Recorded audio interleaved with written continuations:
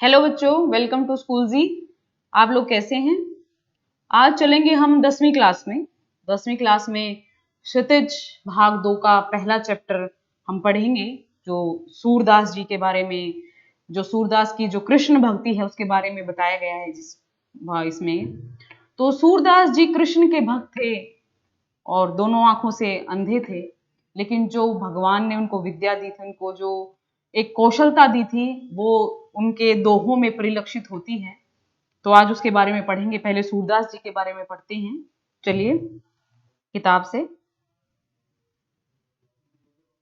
सूरदास का जन्म 1478 में माना जाता है।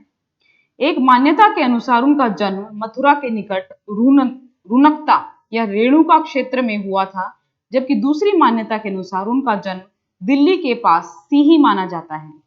महाप्रभु वल्लभाचार्य के शिष्य सूरदास अष्टछाप के कवियों में सर्वाधिक प्रसिद्ध हैं। वे मथुरा और वृंदावन के बीच गौ घाट पर रहते थे और श्रीनाथ जी के मंदिर में भजन कीर्तन करते थे। सन 1583 में पारसोली में उनका निधन हुआ। उनके 3 ग्रंथों सूर सागर, साहित्य लहरी और सूर सारावली में सूर सागर ही सर्वाधिक लोकप्रिय हुआ। खेती और पशुपालन वाले भारतीय समाज का दैनिक अंतरंग चित्र और मनुष्य की स्वाभाविक वृत्तियों का चित्रण सूर की कविता में मिलता है। सूर वात्सल्य और श्रृंगार के श्रेष्ठ कवि माने जाते हैं। कृष्ण और गोपियों का प्रेम सहज मानवीय प्रेम की प्रतिष्ठा करता है। सूर ने मानव प्रेम की गौरव गाथा के माध्यम से सामान्य मनुष्यों को हीनता बोध से मुक्त किया, उनमें जीने की ललक पैदा की। उनकी कविता में ब्रिज भाषा का निखरा हुआ रूप है। वह चली आ रही लोक गीतों की परंपरा की ही श्रेष्ठ कड़ी है। ये तो कवि के बारे में बातें हुई सारी।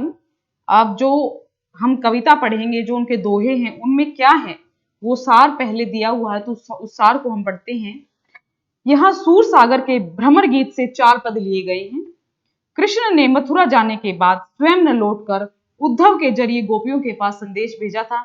जैसा कि आपको पता है, जब कृष्ण युवा अवस्था में प्रवेश करते हैं तो कंस वध का जो उनका एक लक्ष्य था, जो उनका एक कार्य था, जिसके लिए वो अवतरित हुए थे, जो भगवान ने उनको भेजा था धरती पर, वो युवा अवस्था में प्रवेश करते ही गोकुल छोड़कर मथुरा में चले जाते हैं, वहां के लोगों को आतंक से मुक्त कराने के लिए। तो लेकिन जो गोपियां थी वो कृष्ण के प्रेम में अंधी थी, तो कृष्ण का विरह उनसे सहन नहीं होता। एक दिन उद्धव को भेजते हैं वो अपना संदेश देकर। तो क्या कहती हैं? उद्धव ने निर्गुण ब्रह्म एवं योग का उपदेश देकर गोपियों की विरह वेदना को शांत करने का प्रयास किया। गोपियां ज्ञान मार्ग की बजाय प्रेम मार्ग को पसंद करती थी। इस कारण उन्हें उद्धव का शुष्क संदेश पसंद नहीं आया। वो चाहती थी कि कृष्ण उनके पास रहें। तभी वहां एक भौरा आ पहुंचा। यहीं से भ्रमर गीत का प्रारंभ होता है। गोपियों ने भ्रमर के बहाने उद्धव पर व्यंग्य बाण छोड़े। व्यंग्य मतलब कटाक्ष किया। पहले पद में गोपियों की शिकायत वाजिब लगती है। वाजिब वाजिब मतलब जायज लगती है कि यदि उद्धव कभी स्नेह के धागे में बंधे होते तो वे विरह की वेदना को अनुभूत मतलब महसूस अवश्य कर पाते।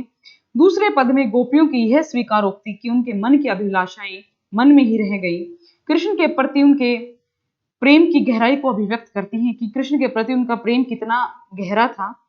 तीसरे पद में वे उद्धव की योग साधना को कड़वी ककड़ी जैसा बताकर अपने एक निष्ठ मतलब एक तरफा प्रेम में दृढ़ विश्वास प्रकट करती हैं। चौथे पद में उद्धव को वो ताना मारती हैं कि कृष्ण ने अब राजनीति पढ़ ली है, और अंत में गोपियों द्वारा उद्धव को राजधर्म प्रजाहित याद दिलाया जाता है, जो सूरदास की लोक धर्मिता को दर्शाता है। ये जो पूरी उनकी सार है, जो कविता हम पढ़ेंगे अभी उसके बारे में। तो चलिए पहला पहरा हम पढ़ना शुरू करते हैं। उद्धव तुम हो अति बड़भागी। उद्धव, हे उद्धव, गोपियां क्या कहती हैं? तुम तो बड़े भाग्यवान हो। बड़भागी मतलब भाग्यवान, बड़े भाग्यवान हो जो कृष्ण के पास रहते हो। अपरस रहत स्नेह तगाते नाही मन अनुरागी। और वो कहती हैं कि तुम तो बड़े भाग्यशाली हो जो कृष्ण के पास रहकर भी उनके प्यार से, उनके अनुराग से वंचित हो। रहत जल भीतर तारस देहन दागी। इसका क्या मतलब है? पुरैनी का मतलब होता है बेटा कमल के फूल, कि तुम तो उस कमल के फूल के समान हो जो पानी के अंदर रहता है। कमल का फूल कीचड़ में पैदा होता है ना, पानी में, सरोवर में, समुद्र में, नदी में, झील में, जोहड़ में, तालाब में पैदा होता है, लेकिन उसका क्या है, ऊपर वाला हिस्सा कभी भी पानी में डूबा नहीं रहता, यानी पानी के अंदर रहकर भी कमल के पत्तों पर पानी नहीं लगता। आगे देखिए, जो जो जल माह तेल की गागरी बूंद न ताको लागी। जल की गागरी मतलब जल की गगरी, जल का थोड़ा मटका, छोटा सा मटका उसको बोलते हैं, कि जैसे जल की गगरी, अगर जल की गगरी पे हम तेल लगा दें, पूरी गगरी पे, मटकी पे, और उसको जल के अंदर डुबा दें, तो भी उसके ऊपर कोई पानी नहीं लगेगा, क्योंकि तेल के ऊपर से वो पानी फिसल जाता है। मतलब वो उसके ऊपर व्यंग्य कसे जा रही है कि तुम कृष्ण के पास रहते हो, लेकिन तुम फिर भी कृष्ण के प्रेम से वंचित हो। आगे देखिए, प्रीति नदी में पाहु न बोरो, दृष्टि न रूप रागी, कि तुम कृष्ण जैसी प्रेम की नदी के पास रहकर भी तुम्हारे पैर उस पानी में, उस प्रेम के पानी में नहीं भीग रहे हैं। सूरदास अबला हम्भोरी गुर चाटी, गुर चाटी जो पागी, के तुम तो बहुत विद्वान हो, लेकिन हम जो गोपियां हैं वो कृष्ण के प्रेम में रंगी हुई हैं। हम उस कृष्ण के प्रेम के प्रति ऐसे ही आकर्षित हैं जैसे छोटी सी गुड़ की डली के पास, जो कितनी भी दूर हो, चींटियां उसको सूंघ कर उसके पास आ जाती हैं।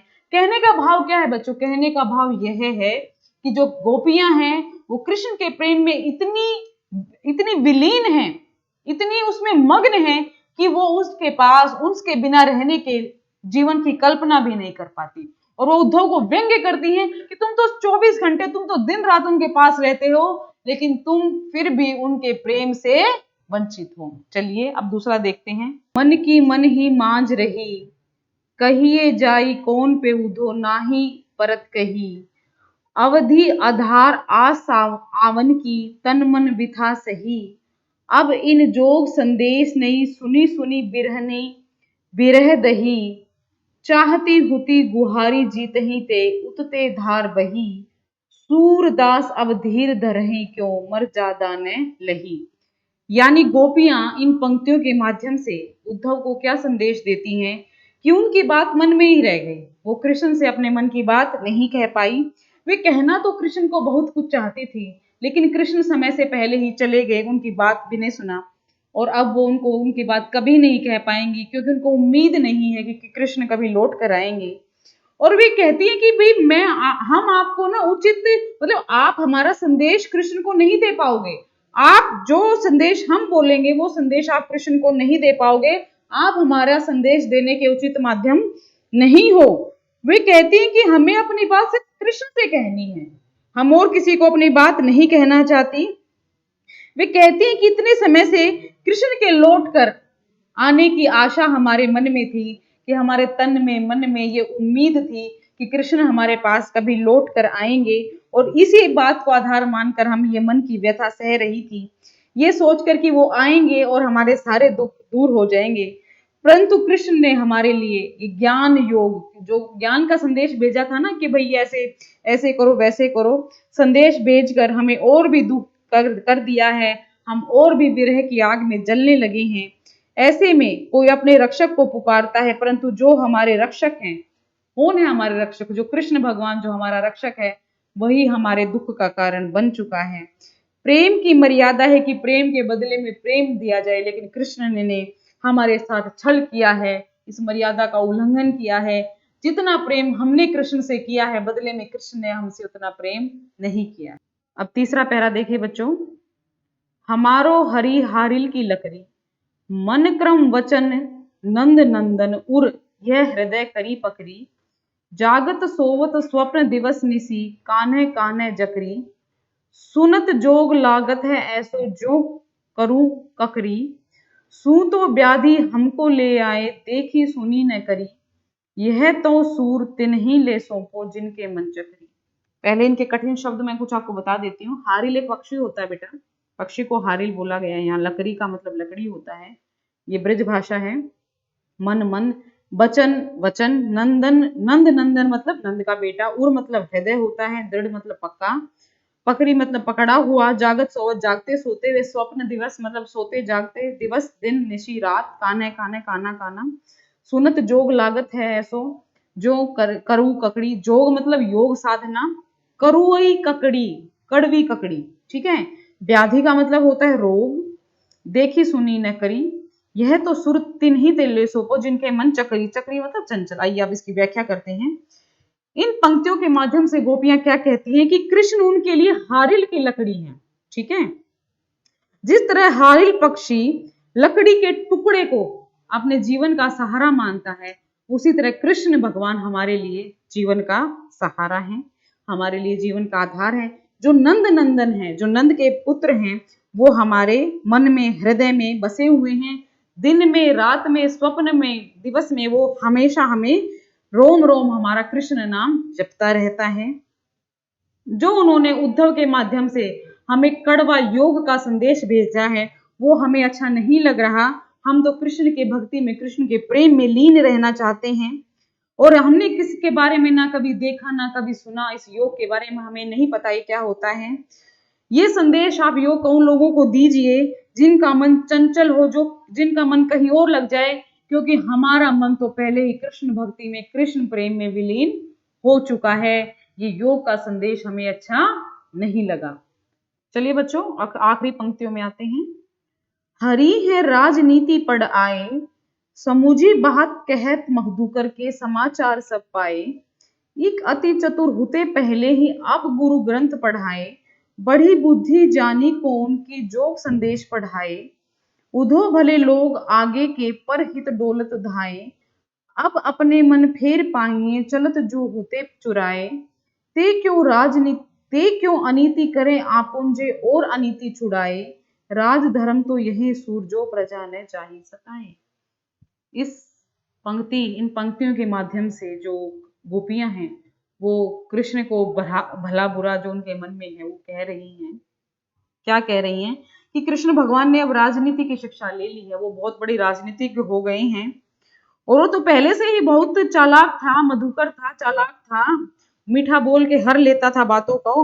अब तो उसने बड़े बड़े ग्रंथ पढ़ लिए हैं, अब तो वो और भी चालाक, और भी शिक्षित हो गया है, अब उसकी बुद्धि और भी तेज हो गई है। हम सब कुछ जानते हुए भी हमारे पास उन्होंने उद्धव को योग का संदेश लेकर भेज दिया है, जबकि उसको पता है, कृष्ण को पता है कि गोपियां उसके बगैर नहीं रह सकती, गोपियों का जीवन कृष्ण के बिना संभव नहीं है। इसमें उद्धव जी का कोई दोष नहीं है, उद्धव तो भले हैं, कोई दोष नहीं है। ये जो दूसरों के कल्याण के लिए आनंद का अनुभव कर रहे हैं, ये हमारे कल्याण के लिए हमारे पास आए हैं, ये तो भले लोग हैं। गोपियां कहती हैं कि आप जाकर कह दिए कृष्ण से कि आप मथुरा जाते हुए हमारा मन साथ लेकर गए थे, तो आप हमारे पास ये योग का संदेश क्यों भेज रहे हो? या तो हमें हमारा मन वापस कर दो, या आप मथुरा से वापस आ जाओ। आप उनसे जाकर कहिए, आप तो वहां पे दमन करने गए थे, जो अत्याचारी थे, दुराचारी थे, उनका दमन करने गए थे, परंतु आप तो हम पर अत्याचार कर रहे हैं, आप तो हमें दुख दे रहे हैं, आप वापस नहीं आ रहे, और आप हमारे योग का संदेश हमारे पास भेज रहे हो, तो इससे हमें दुख हो रहा है। आप उनसे जाकर कहिए कि एक राजधर्म है कि प्रजा का दुख राजा नहीं देख सकता, ये एक राजा का धर्म है, वो अपनी प्रजा को खुश रखे, सुखी रखे। तो आप कृष्ण भगवान को ये संदेश दीजिए कि आप अपनी प्रजा को किसी प्रकार का कष्ट ना होने दें, हमारे पास लौट आए, हम आपके बिना नहीं रह सकते। तो बच्चों, इससे क्या सीखा आपने? ये जो हमने दोहे पढ़े सूरदास जी के, कि जो कृष्ण भगवान ने योग का संदेश देकर भेजा था उद्धव को अपना संदेश वाहक बनाकर, लेकिन गोपियां ये मानने को बिल्कुल भी तैयार नहीं है कि वो योग को अपनाएंगी, वो योग संदेश को धारण करेंगी। वो ये कहती हैं कि तो हमें कृष्ण भगवान चाहिए, हमारे पास चाहिए, क्योंकि हम कृष्ण के बिना नहीं रह सकते, हम उनसे इतना प्रेम करते हैं। तो कठिन शब्द हो गए हैं साथ साथ में, और हमने व्याख्या कर ली है सभी की। तो आपका होमवर्क क्या है? आपको एक तो सूरदास जी का जीवन परिचय याद करना है, लिखना है नोटबुक में, और ये जो सारी व्याख्या है वो आपने अपनी नोटबुक में लिखनी है। इसके प्रश्न उत्तर हल करने हैं, वो नोटबुक में लिखने हैं, स्कूल जी पे अपलोड करने हैं। जो भी आपको कोई दिक्कत आए, परेशानी आए, इसकी व्याख्या में कोई शब्द आपको समझ नहीं आए, कोई प्रश्न में आपको दिक्कत हो, तो आप उस पर अपनी क्वेरी में डाल सकते हैं, उसका ज़रूर समाधान होगा। तब तक के लिए thank you, all the best.